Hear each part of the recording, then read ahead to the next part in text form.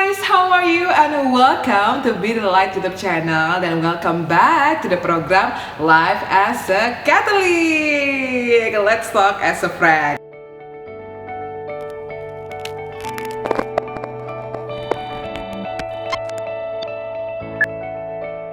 Seputar apa nih Pan hari ini? Kita ngobrolin soal komunitas dan hidup berkomunitas. Nah, itu kayaknya agak-agak gimana gitu ya. Apa sih komunitas itu? Apa sih hidup berkomunitas itu? Kok kayaknya nggak Katolik banget sih. Dan kita lihat di samping kita ini ada salah satu founder komunitas Katolik di Jakarta. Ini adalah kita kenalin lagi langsung David Arinata. Halo semuanya. Halo Ko David. Halo Ko David. Halo Kristi. First of all, terima kasih banyak ya Ko David ya sudah mau mampir ke YouTube channel kita. Sama-sama. Nih David pada saat opening nih masih jaim-jaim aja. Nanti lihat aja deh kalau udah jawab pertanyaan. Jadi Stephen dan juga teman-teman semuanya ya, seperti yang tadi Chris sudah bilang bahwa di episode kali ini kita bakal ngomongin seputar komunitas dan juga hidup berkomunitas. Tadi Stephen udah bilang bahwa Ko David ini merupakan salah satu founder. Yes, he is the founder of Light of Jesus Family, di mana aku juga menjadi salah satu anggotanya. Dan pas banget nih sama tema kita pada hari ini. Nah, David ini sebelum dia menceritakan daily activity-nya, biar teman-teman juga tahu ya bahwa David ini memang potensial banget nih di tema kita hari ini. Karena dia adalah seorang founder pertama, terus juga dia itu kalau bisa dibilang sama anak-anak LOJF, dia itu adalah sahabat sejati. Di masyarakat LOJF masuk kayak tapi bener juga, dia itu memang bener-bener kayak apapun bisa kita tanya ke dia. Jadi bukan sebagai seorang pemimpin yang kayak jauh, tapi enggak, dia tuh pemimpin yang benar-benar dekat sama setiap anak-anak LOJF juga, dan dia juga seorang worship leader juga. Nah, kalau misalnya kita pengen tahu nih daily activities dia selain jadi ibarat kata hamba Tuhan tuh apa sih? Kok dia banyak banget pelayarannya? Emang gak ada kerjaannya? coba kalau pengangguran ya kok ini. Actually, aku cuma salah satu co-founder dari komunitas LOJF. Jadi waktu itu ada sekitar 14 orang yang menjadi co-founder tahun 2011 bulan Maret. Nah, kemudian kalau ditanya apakah terus aku ini pengangguran sehingga aku bisa melayani di LOJF, enggak. Tapi aku juga kerja seperti orang kebanyakan. Aku sales untuk bidang oli dan obligasi saat ini. Wow, cuan. Obligasi. Waktunya fleksibel. Waktunya sekarang cukup fleksibel, makanya bisa mengatur waktu, bagi waktu supaya aku juga bisa pelayanan. Tuh, makanya dia bisa gitu ya. Dan sedikit bocoran juga nih Stephen nih ya. Selain Ko David ini, istrinya si Yolanda.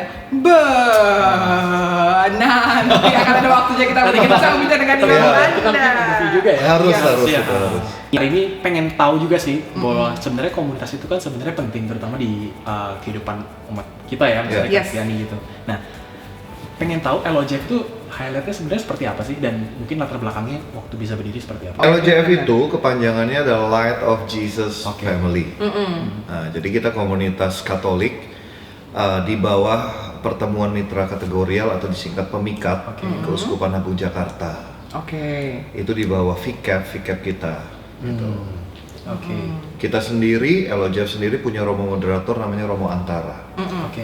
Itu seperti itu kira-kira. Dan boleh aku tambahin juga mungkin ya, kalau itu kan dari segi strukturalnya. Dari LOJF ini ada pertemuan nih teman-teman yang setiap minggunya namanya Feast. Dan puji Tuhan sekarang kita sudah ada 2 ya kok ya, di Feast Sentral dan juga Feast Barat. Kalau Feast Sentral di Geraha Niaga Tamrin, Feast Sentral di Puri, ini ya buat Barat Squad ya kan. Terus juga selain ada pertemuan mingguan besarnya, itu juga ada pertemuan komselnya atau pertemuan dalam kelompok kecilnya namanya Light Group, yang setiap weekdays itu terbagi menjadi beberapa wilayah dan juga waktu. Itu dia tuh seputar LOJF. Nanti kita akan ngomong-ngomong lagi seputar LOJF, tapi kita balik lagi nih kok seputar pertanyaan kita nih, pertanyaan anak-anak muda hidup berkomunitas. Nggak usah ngomongin seputar anak Katolik dulu. Sebagai seorang manusia, sebenarnya menurut Koko nih, penting nggak sih kita tuh punya yang namanya komunitas atau menjalankan hidup berkomunitas? Nggak usah ngomong rohani. Kita kalau misalnya punya hobi pun, rata-rata kalau orang suka hobi motor gede, mereka punya komunitas. Jadi banyak sekali komunitas yang baik yang positif maupun negatif. Misalnya geng motor, itu komunitas kan. Benar. Nah, menurut gue sangat penting untuk kerohanian kita kita punya orang lain yang bisa support kita as our second family. Jadi dimana kalau kita misalnya ada beban, ada masalah, kita bisa curhat, kita bisa share, bahkan mungkin kita bisa dapat solusi. Atau kalaupun teman-teman kita itu nggak bisa kasih solusi, at least mereka bisa doain kita. Nah, seperti itu. Tapi kadang-kadang komunitas, misalnya kita berkomunitas ngobrol-ngobrol tuh juga kadang-kadang bisa jadi gosip juga gitu. Mungkin ada hal-hal yang mungkin jadi negatif ya, gitu maksudnya. Negatif ya. Nah, itu kecenderungan manusia sih pasti dimanapun ya, dan nggak ada komunitas atau gereja yang perfect. Betul. Karena isinya ya manusia kayak kita semua, kita nggak ada yang perfect kan? Bukan malaikat ya kok ya? Betul, betul. Masih berdosa juga, justru karena kita ini berdosa, kita ini terbatas, kita tahu kita masih jauh dari sempurna. Itu kenapa kita butuh gereja, kita butuh berkomunitas, kita bisa cari Tuhan. Mengenai hal yang negatif tadi, kita bisa sebenarnya caranya adalah selalu mengingatkan. Kalau misalnya kita ada small group, light group ya, kita selalu bilang apa yang kita bicarakan di sini, ini antara kita aja, jangan sampai dibicarakan di tempat lain. Jadi lebih privasi juga untuk di dalam sel group kita sendiri. Betul. Sama kalau kita seperti keluarga kan. Kita nggak mungkin kalau kita sebagai anggota keluarga yang baik itu nyeritain aib keluarga kita kemana-mana. Kita akan keep dan kita nggak perlu sebarkan itu, tapi kita berusaha untuk menyelesaikan masalah tersebut. Nah, berbicara mengenai komunitas lagi nih, aku mengenal David ini juga cukup lumayan lama gitu kan, dan memang David ini bisa dikatakan dia pun pernah ngomong bahwa dia nggak bisa hidup tanpa komunitas. Am I right? Coba ceritain dong sama teman-teman di rumah gitu kan ya, atau dimanapun mereka nontonnya, kehidupan berkomunitas dari seorang David. Jadi gua itu baru yang namanya hidup baru. Hidup baru itu istilahnya benar-benar mau ngikut Tuhan Yesus ya. Sebenarnya kalau Katolik sih udah cukup lama dari SMP. Tapi gua baru hidup baru atau bertobat itu tahun 2000. Itu pun ketika ada masalah cinta. Biasa ya. Kita kalau ada masalah baru datang ke Tuhan. Nah, singkat cerita gue pergi ke Tumpang Malang waktu itu, ikut satu retret, dan di sana gue mengalami lah secara pribadi yang namanya Tuhan Yesus yang selama ini gue misa, gue ikut kegiatan rohani tapi kayak nggak bisa ngerasain apa-apa gitu, nggak ada yang masuk seakan-akan ya seperti itu. Nah tapi ya tahun 2000 itu perubahan dalam hidupku sih, gitu. Jadi sejak saat itu ada satu teman juga yang bilang, oh kalau kamu ikut retret, iyalah paling juga 2 minggu 3 minggu, satu bulan efeknya. Dan dia bilang kalau kamu mau tetap bisa survive dalam perjalanan imanmu, konsisten, kamu harus join komunitas. Bersyukur ada teman yang ngingetin, akhirnya aku join satu komunitas itu tahun 2000 di Surabaya. Waktu itu aku ikut komunitas HSM, Human Salvation Ministry. Nah, perjalanannya gini, orang banyak bayangin, oh ikut komunitas rohani pasti orangnya baik-baik di dalamnya. Enggak, karena dalamnya juga manusia yang sama-sama berproses. Jadi di situ juga aku ngalamin kekecewaan. Aku melihat ada orang-orang yang lebih senior, ikut lebih lama dari aku, bahkan bawain firman, kemudian mimpin pujian seakan-akan rohani. Tapi ternyata aku menemukan mereka juga punya kelemahan, dan itu kadang-kadang mengecewakan bagi yang baru.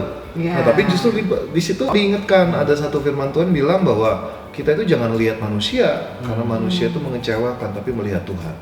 Pasti kita akan bisa tetap konsisten untuk ngikutin jalan Tuhan. Gitu sih. Tadi kalau misalnya, Ko David sendiri kan sebagai founder juga kan, salah satu founder juga. Nah gimana sih waktu itu LOJF bisa masuk ke Indonesia gitu, mungkin ada ceritanya. Iya. Itu dari Filipina kan? Jadi pusatnya LOJF ini memang dari Filipina. Foundernya adalah Brother Bo Sanchez. Beliau itu orang yang dipakai Tuhan luar biasa, bikin banyak buku.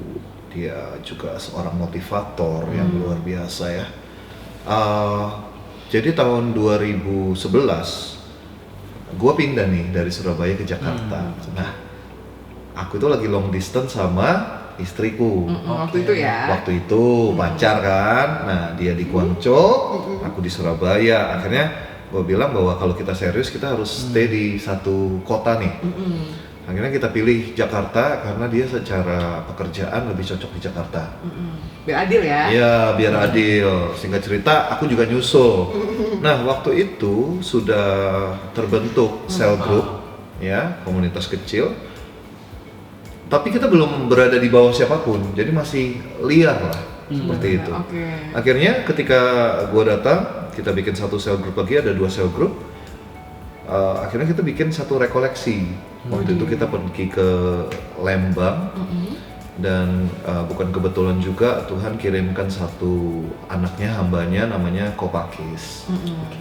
Singkat cerita akhirnya kita rekoleksi, kita doa, kita minta Tuhan apa sih visi yang Tuhan ingin kita lakukan melalui kita ini semua yang ada 14 orang ini. Semua dapat visi yang sama, orang yang bicara tentang terang, cahaya, Kristus dan lain sebagainya. Nah tiba-tiba si Kopakis ini, dia bilang gini, dia cerita, dia itu baru balik. Dia tinggal di Filipina selama 2 minggu di rumahnya Brother Bo Sanchez. Dia bilang, nama komunitas yang ada di Filipina, nama komunitasnya Bo Sanchez, itu Light of Jesus Family. Wah begitu kita dengar kayak gitu, itu kayak, itu merinding.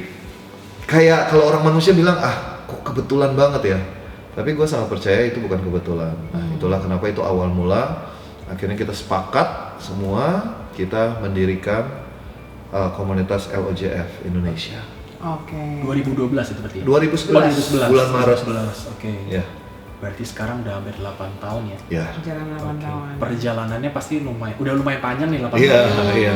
Tadi mungkin ada sempat sedikit cerita tentang ya mungkin ada dukanya gitu. Mungkin senengnya gimana sih berkomunitas itu gitu? Ceritakan kok. Sebenarnya kalau dibilang kesenangan yang paling luar biasa ketika kita melayani atau berkomunitas adalah ketika kita melihat hidup orang lain itu diubahkan.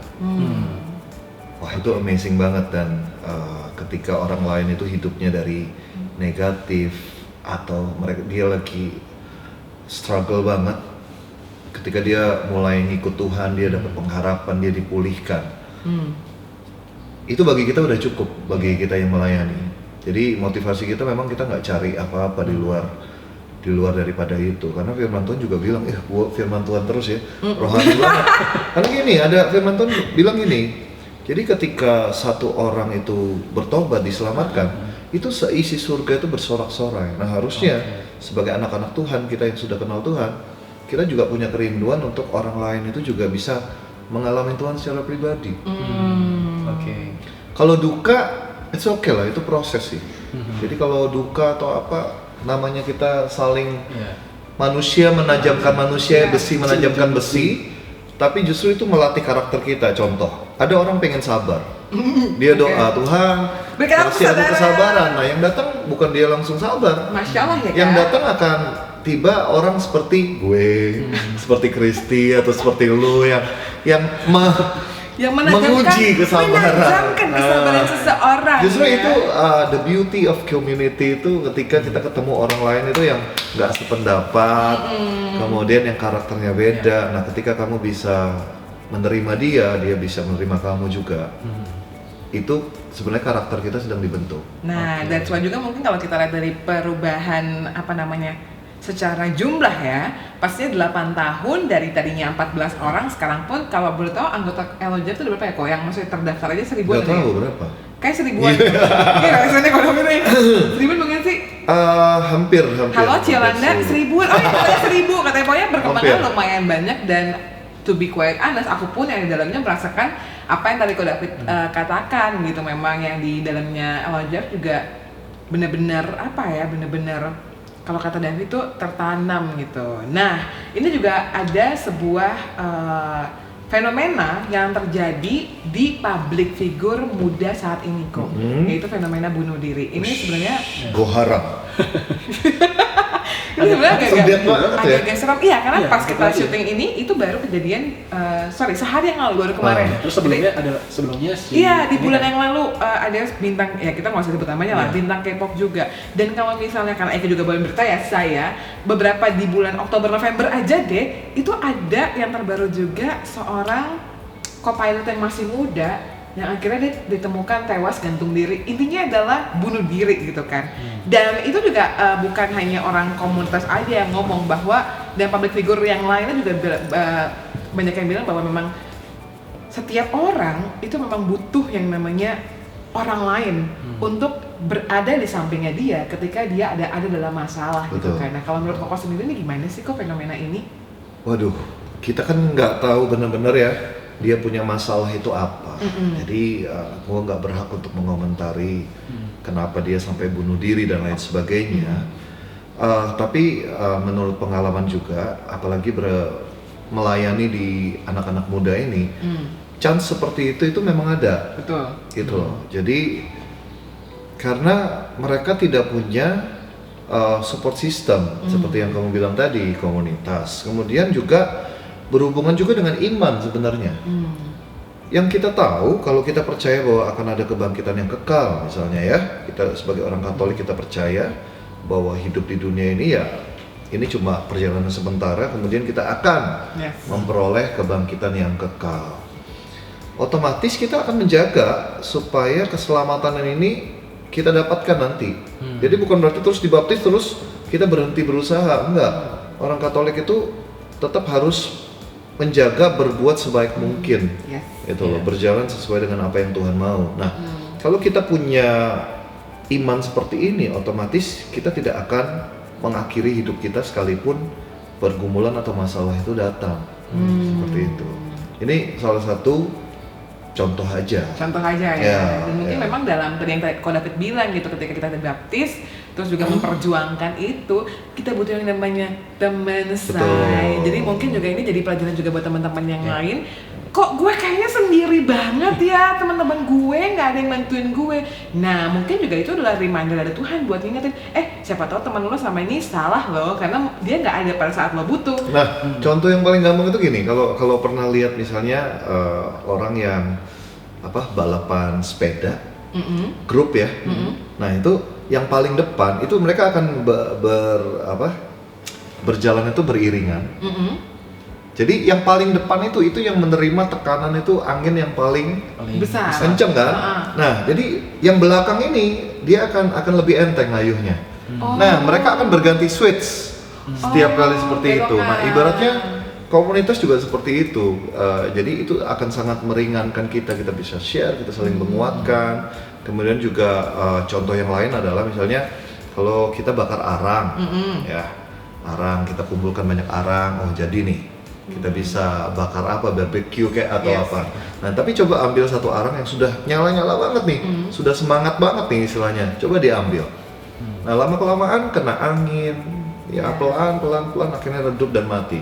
Nah itu ibaratnya kita harus berada di kumpulan arang-arang ini, supaya ketika kita mulai redup, ini ada yang lain ini yang berusaha membangkitkan kita kembali, semangat hidup kita. Sehingga arangnya benar-benar tetap bisa menyala ya.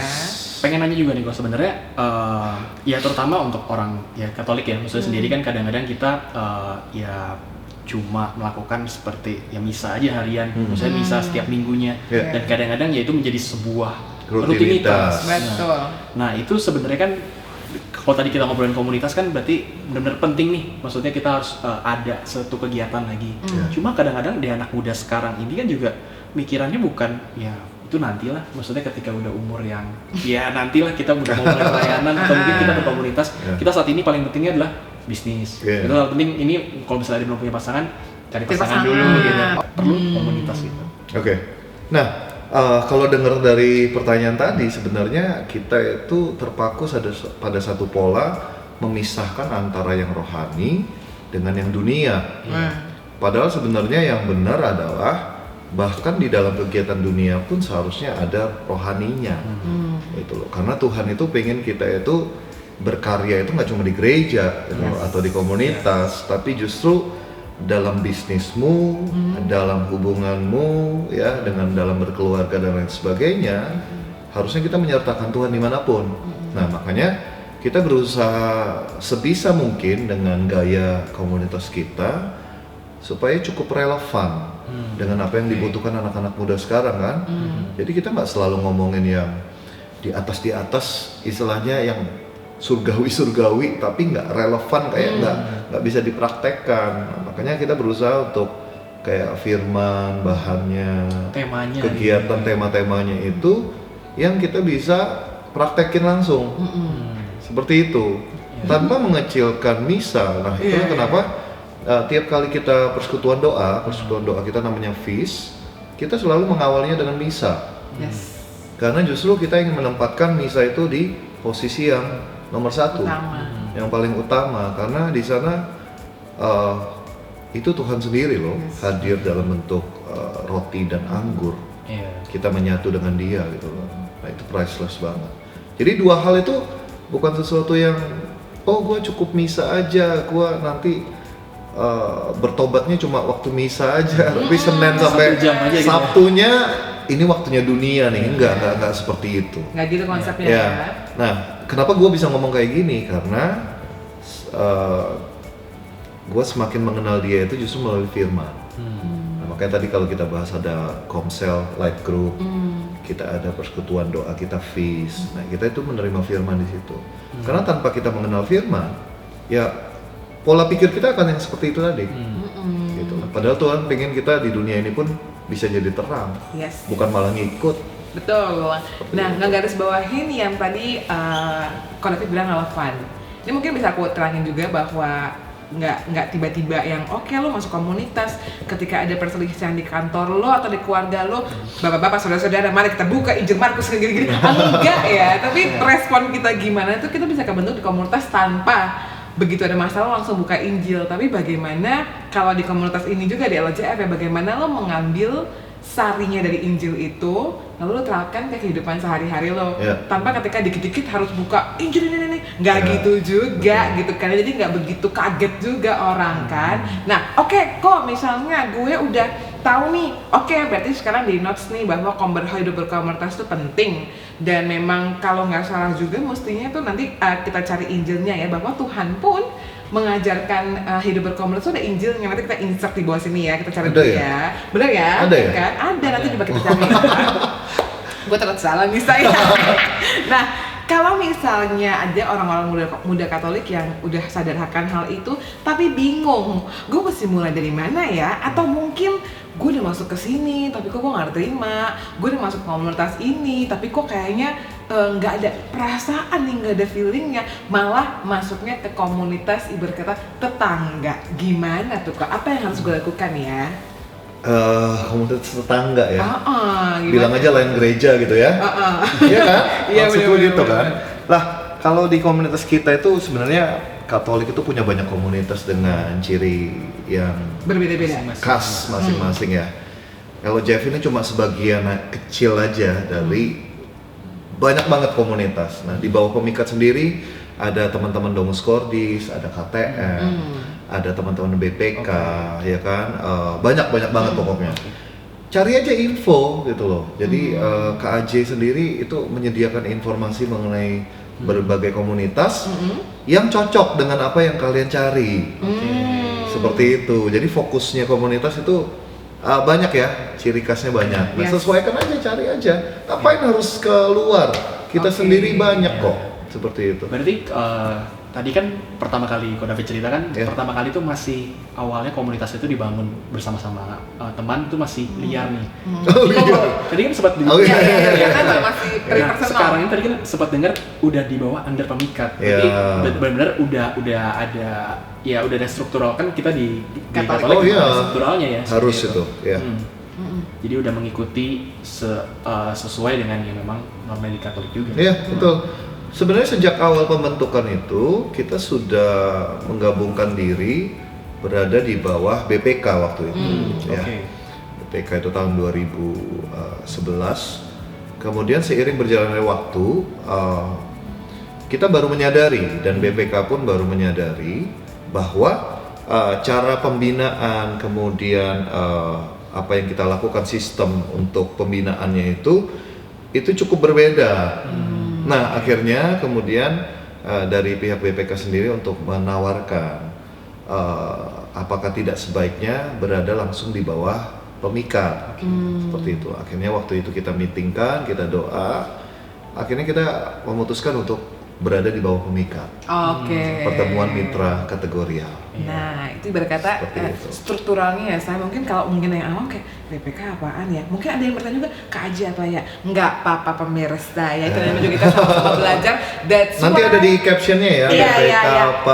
Katolik Arfor. Kok thank you so much ya, kita udah boleh ngobrol-ngobrol seputar Katolik, dan kalau bisa kita wrap up juga bahwa memang bener lo nggak usah ibarat kata nih, nggak usah berpikir terlalu jauh ke Katolik dulu. Ini dari yang kehidupan sebagai manusia aja, as a person, kita memang butuh orang lain untuk menyemangati kita. Betul. Apalagi bagi kita yang mengaku memiliki agama, terutama agama Katolik, dan memang juga ada firmannya juga. Jadi Tuhan udah ngasih juga kalau memang kita tuh hidup sebagai manusia nggak bisa sendiri, kita harus ayatnya di mana? Ada ininya, nanti ya di bawah sini ya.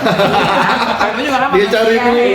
Nih, berarti kita besok-besok harus cari lagi nih. Tapi thank you so much ya Ko ya. Kita bakal ngobrol-ngobrol juga seputar praise and worship juga nanti di next episode barengan sama Ko David. Tapi community-nya sekarang udah oke banget. Mungkin nanti kalau misalnya ada pertanyaan-pertanyaan lebih mendalam, kamu bisa langsung leave the comment aja. Nanti siapa tahu kita bisa nanya lagi, atau mungkin kita bareng-bareng sama yang lain juga nih supaya lebih kaya lagi pengetahuannya. Dan karena tadi kita sempat menyebutkan seputar LOJF, kalian jangan lupa untuk follow Instagramnya David Adinata di mana? Dev Adinata. Karena setiap hari pun dia ada di bawah juga ya. Ya. Karena Koko pun tiap hari juga dia membagikan sermon-sermon berupa caption. Nah, kalau lo punya kesempatan buat scroll Lambe Turah dan lain-lain, online dan lain-lain, dan memperhatikan detailnya secara jelas, follow-lah Instagram dia agar ketika ada firman-firman Tuhan yang ditumpahkan dalam caption, lo juga setidaknya bisa membaca poin-poin itu. Dan juga jangan lupa untuk keep update sama komunitas LOJF. Siapa tahu setelah kamu menonton video ini merupakan jawaban Tuhan atas doa-doa kamu. Kamu tinggal langsung datang ke feed kita yang ada di setiap Sabtunya. Pokoknya Instagram LOJF nanti di sini aku taruh ya. Dan sekarang waktu kita harus berpamit sama Ko David. Terima kasih banyak. Sama-sama. Thank you banget kesempatannya. Thank you. Dan fans, pastinya kalau misalnya kamu merasa video ini memberkati kamu, please share this video, karena kita nggak pernah tahu bagaimana cara Tuhan memberkati orang lain. Dan kalau misalnya kamu juga pengen ada tema lain yang dibahas, atau mungkin orang yang pengen kita wawancara di segmen Live as a Catholic, jangan lupa dan jangan ragu-ragu untuk langsung tulis komen di bawah ini. So once again, thank you so much and see you on the next video. See you.